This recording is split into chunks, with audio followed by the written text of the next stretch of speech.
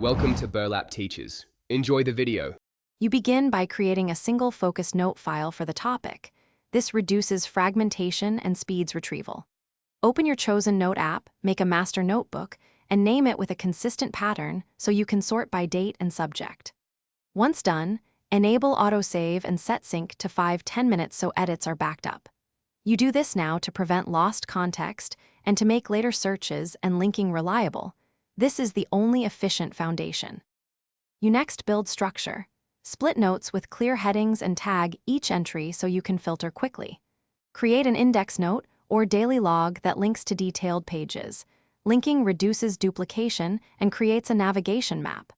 Attach screenshots or PDFs where visual context matters, and record short voice clips for ideas you can't type. Make sure to standardize tag names and heading formats. This consistent taxonomy is why retrieval becomes fast. You finish by reviewing and consolidating weekly.